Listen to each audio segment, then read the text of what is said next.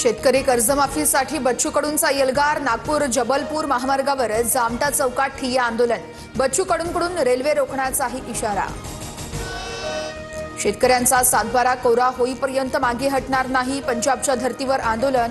दुपारी 12 वाजेपर्यंतची वेळ, अन्यथा भारत बंद करणार। नागपुरातून बच्चू कडूंचा सरकारला अल्टिमेटम।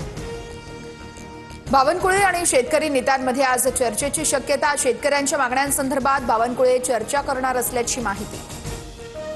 बच्चू कडूंच्या मागण्यांसंदर्भात सरकार सकारात्मक। मुख्यमंत्री फडणवीस नक्कीच पर्याय काढतील। सरकार शेतकऱ्यांच्या हिताचे निर्णय घेणार। दत्ता भरणेंची माहिती। बच्चू कडूंनी सांगितलं, आमदारांना कापा, मी सांगतो मंत्र्यांना कापा। कितीही संकट आलं तरी आत्महत्या करायची नाही। बच्चू कडूंच्या ट्रॅक्टर मोर्चात शेतकरी नेते रविकांत तुपकर यांचं विधान। रवींद्र धंगेकरांच्या रडारवर आता पुण्यातील भाजप आमदार हेमंत रासने। लोकमान्य नगरमधील स्वयं पुनर्विकास प्रकल्प स्टे आणल्याचा आरोप, तर लक्ष घालून रहिवाशांना न्याय द्या, धंगेकरांचं मुख्यमंत्र्यांना पत्र। देशभरात जैन समाजाचं आज एक दिवसीय उपोषण। मुख्यमंत्री न्यायप्रिय आहेत, ते आम्हाला न्याय देतील। व्यवहाराचा रद्द झाल्याचं लेखी मिळेपर्यंत आंदोलन सुरूच राहणार, जैन मुनींचा इशारा।